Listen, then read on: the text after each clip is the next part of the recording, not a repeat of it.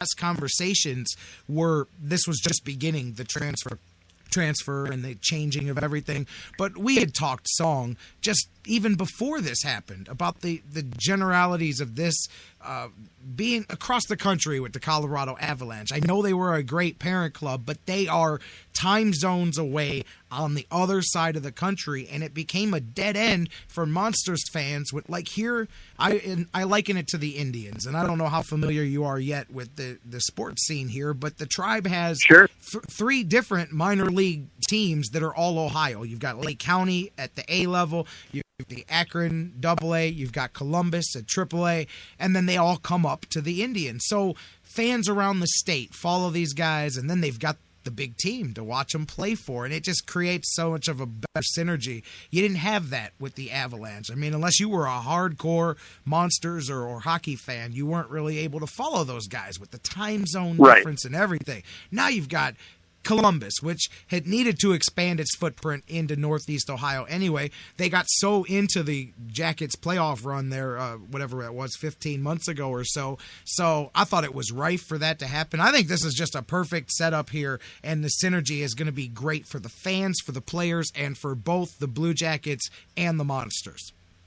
Something that I think all facets of our organization, you've seen all these in the AHL, trying to get the prime bit closer and a little bit more logically placed in terms of geography for the year now, with the Pacific Division of the AHL and all these teams in California popping up, so that teams like the LA Kings and the Anaheim Ducks can have their affiliates in places that make a little bit more sense than, say, Norfolk, Virginia, or Manchester, New Hampshire, and having to bring guys all the way literally from coast to coast when they get called up. The Blue Jackets, it's a natural fit. It's something that we're all excited about, and it works across the board. So organizationally, I mean, think about all the collaboration that becomes available for teams at the AHL level and members of the front office here with the folks in Columbus, just through the proximity between the two places. Think about it from a player's perspective. They know now that every single night they're going to have eyes on them from Columbus. They're going to have management watching what they're doing. They know they're going to be at the top of the mind of the NHL club. That's where all these players want to be. And what better incentive on a night-to-night basis can you possibly have as a player than knowing that the team you want to be playing for is watching you? And then from a hockey perspective, too, I mean, you're instilling the systems and the core tenets of the on-ice hockey operations philosophy in Columbus at this level, and you can do it seamlessly just because the two staffs can be so close together. And then for the fans, too, you said it, they get attached to these players at this level. You watch guys play here in Cleveland, you want to follow their careers. They get called up.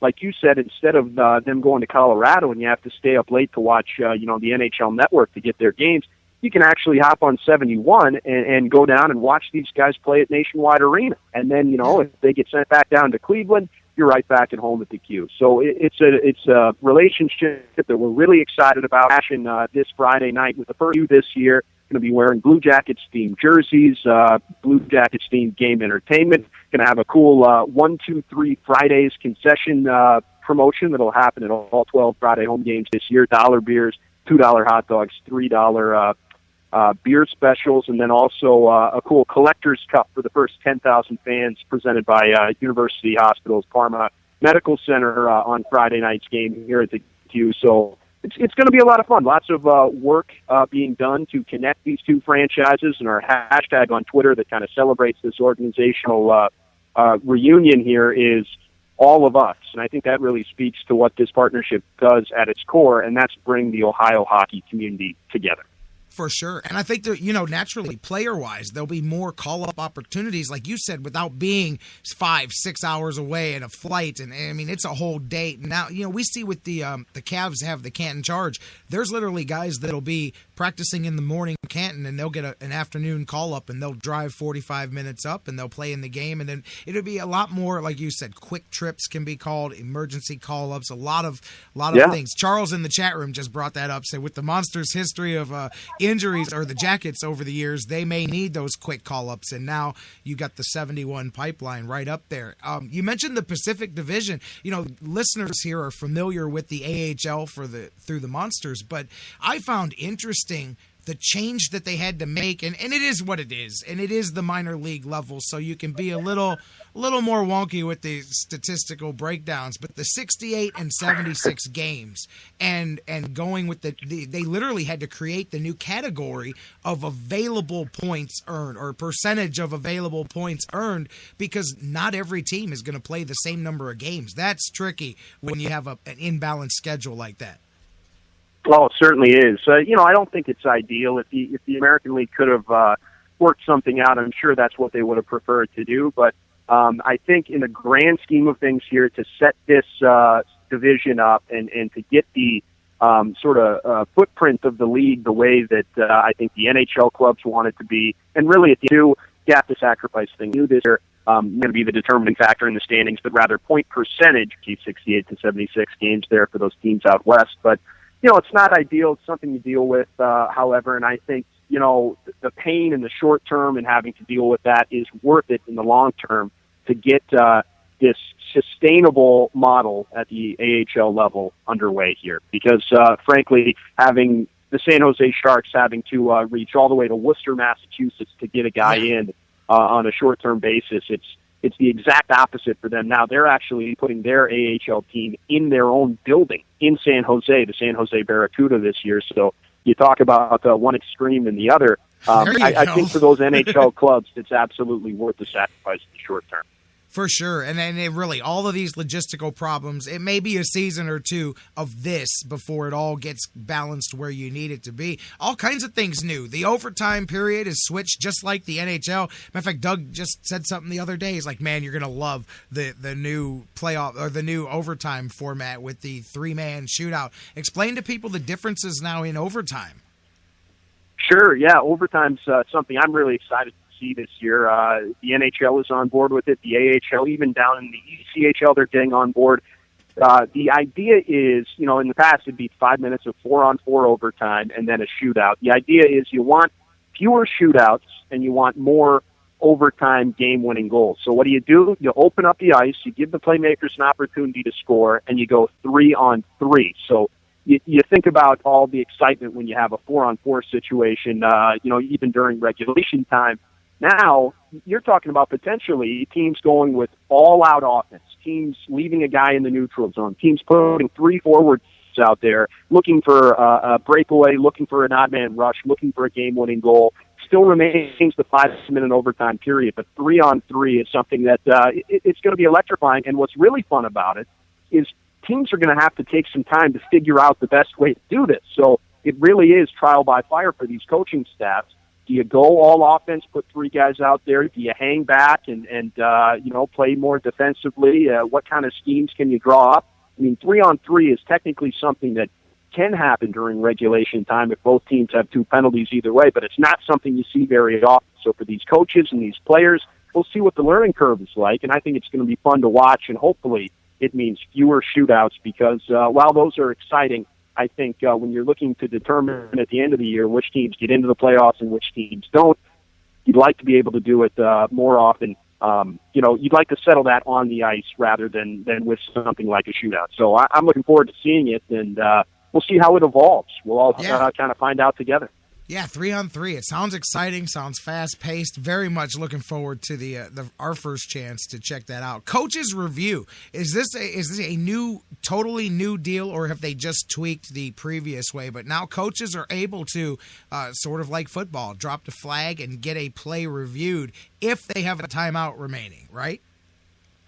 Right, and in hockey, of course, you only have the one timeout in the game. And, my understanding of the rule is that if you keep getting these coaches' challenges right, you can keep, like you said, as long as you still have your timeout, you can keep doing it. You can do it 10 times in a game if you keep getting them right. So that's another thing. We'll sort of see how it works. We've seen a couple of instances at the NHL level already this year. And, I'm all for anything that gets the call right. That's what you want at the end of the day. You want to take the human element out of it as much as you can. You want to take judgment out of it, and you want what happens on the ice to dictate the outcome of the game. So it'll be an interesting thing to track throughout this season. And I'm happy to see, the NHL has always been this way from my perspective, but I'm happy to see the league continue to try to be innovative, to continue to embrace technology in a way that serves the game and serves the fans and serves the players, because they're out there battling. They've got a lot on invested in the so do the fans. The least we can do is try to get the system that's going to do that,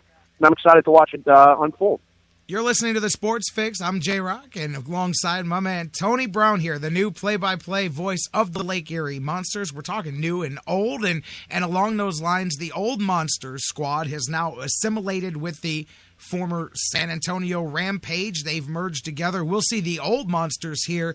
I think it's middle of February 19th and 20th. They come here to the Q, but that means there's a whole new squad here in Cleveland from the head coach on down. It was Dean Chenoweth. Now you've got Coach Bednar. Talk to me a bit about the new faces, the new Lake Erie Monsters. Yeah, it's a lot of fun, and coming in as a new guy this year myself, it kind of helps to have all these other guys experiencing the Q, experiencing the organization, and Cleveland fans for the first time, too. We're all kind of in it together, so to speak, this year.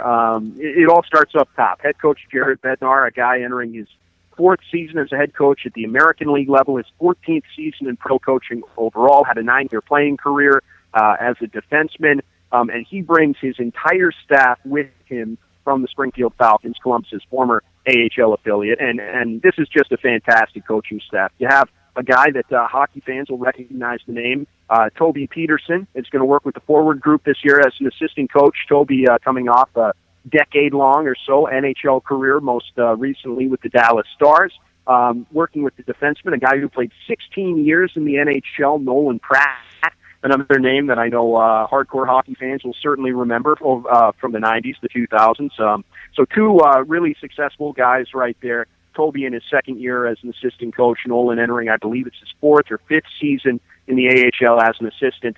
And so Coach Bednar and his staff are definitely a relatable bunch, a group that knows how to get things done at this level. Last year, Springfield missed out on a playoff spot really right at the end of the year by a single point. And they bring with them a group of players that, has played together for multiple seasons for the most part at this level. So, from first-round picks and really highly touted members of the prospect group for Columbus, like Sonny Milano and Kirby Reichel, both drafted in the first round over the past couple of seasons. A guy like Oliver Bjorkstrand, who right now is ranked as the number 2 prospect in Columbus's minor league system. He's going to be a part of the team this year to start.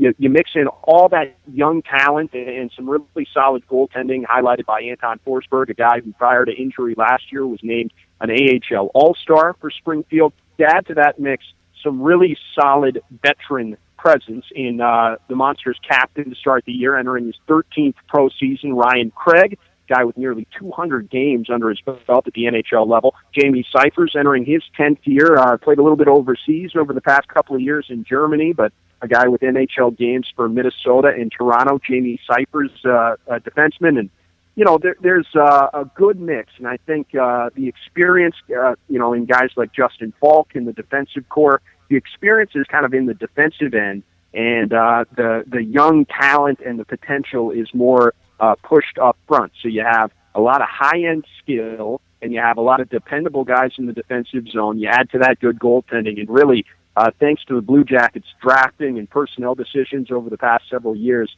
I mean, it's a bright future for this group, and a big year is certainly a possibility for the Monsters, and we're all excited to watch it get underway in earnest at home on Friday.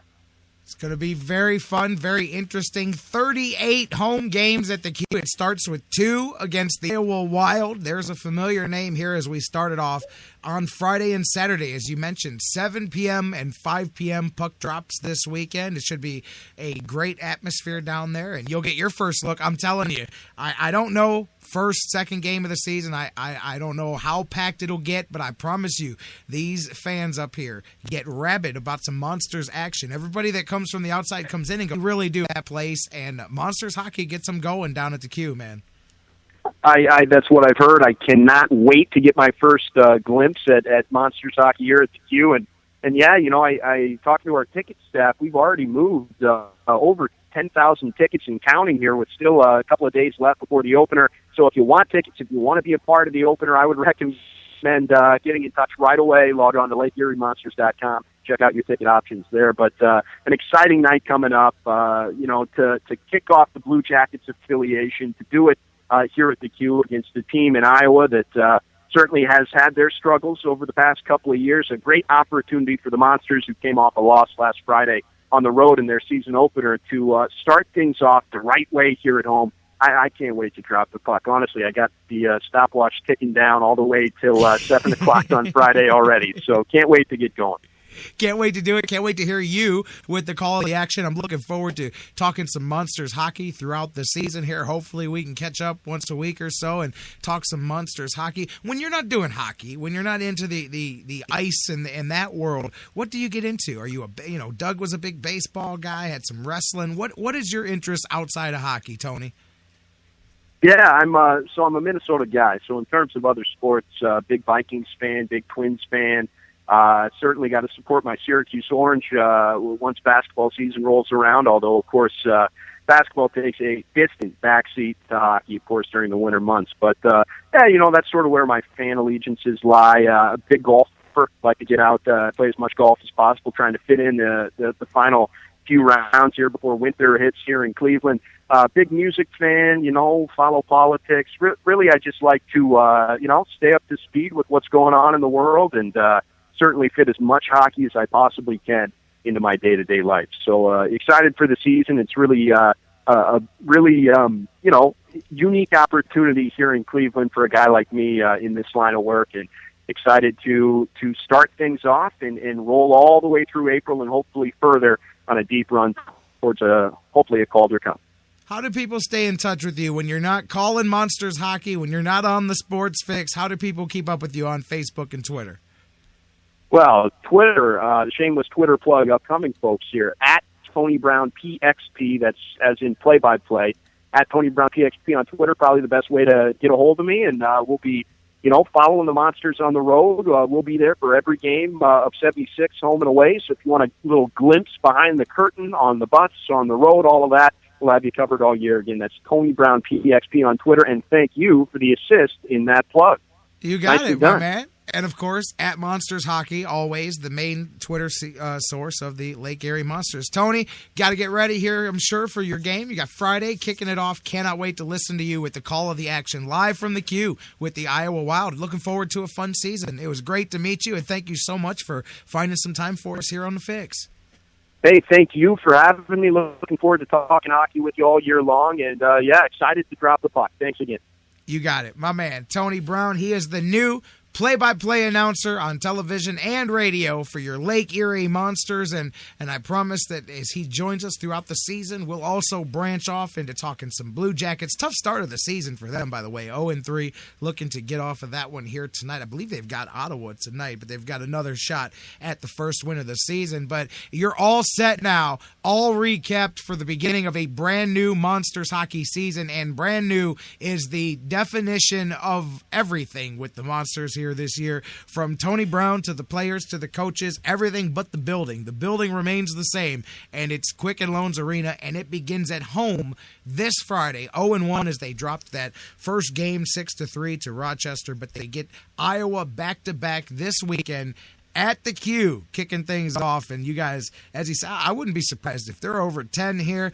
Absolutely wouldn't be surprised if they get their first 15,000-ish crowd down there at the Q for Friday night's game. Last year, I believe they've raised their attendance record. I think they've set it 2 or 3 or maybe even 4 seasons in a row here. You guys do such a great job getting out there, and the Monster, it's a great product. It's fun. It's a good time, and it's going to be a lot of fun here. And I think with the tie-in with Columbus, it's just going to be that much better. A lot of fun. Looking forward to that, you guys. Thanks to Tony for joining us, the Monsters for having him here. Thanks to you guys for being with us as well as we come to the end of another episode of the Sports Fix. Here is so much to wrap up the week with when we come back, you guys. Thanks to Dan Wismar for being with us today. Tony Brown as well from the Monsters. You guys for being here all across the mediums. Tons of you guys hitting me up. I'm just now catching up to some of the Facebook comments. To Scott on Facebook, who thinks the Browns are going to upset the Broncos this weekend. He's calling the upset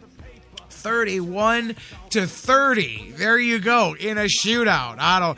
Ain't no way in hell the Browns are putting 31 points on the Broncos defense. They can win the game, perhaps, but I doubt. I could be wrong, because whatever you expect in the NHL, the opposite usually happens, but more power to them if they can put 30 points on the board against the Broncos defense. You guys keep those comments coming on with us throughout the rest of the week. We'll read them on Friday. I want your picks and predictions. Who's going to win it? Browns, Broncos, Buckeyes, Penn State. Is this the one that trips up the Buckeyes? Game 5s around baseball. Who you got? Tweet with me at the SportsFixCLE. Email us, thesportsfix@AOL.com. Hit us up, Facebook.com/thesportsfix. Again, tweet with us at the SportsFixCLE. We'll read those comments and takes and do some game picks this Friday as we're talking Browns and Buckeyes and all kinds of things. The Cavaliers getting another preseason game behind them. We'll be on that. Jonathan Knight, sports writer extraordinaire, in the house Friday. Mike Brandeberry, did the Tribe win last night.com, talking some baseball playoffs and some Indians. We'll have BJ Riddell getting you all set. Fantasy football for winners. The next week edition coming your way. I guess it'll be week 6 already coming your way. All getting you set for the weekend, guys. And who knows what else is going to happen. You know how you find out? You be here live, noon, same bad time, same bad channel, baby, across the Sports Fix Radio Network. Thanks to you guys. Seriously, every day you're with us, you're here, we're doing the thing. Thanks again. Enjoy the next few days. Get back here Friday, and let's kick it into the weekend like only we can here. Guys, we love you, and we'll see you Friday live right here on the Sports Fix. Survival's a must on these streets. We hustle, don't sleep. Out here in Cleveland, Cleveland, Cleveland. You know that I'm long nights, cold weather, it ain't nothing pretty. So much hate up in this itty bitty city. If you can make it here, you can make it anywhere. Put your hands up in the air, everybody say yeah, yeah, yeah, yeah.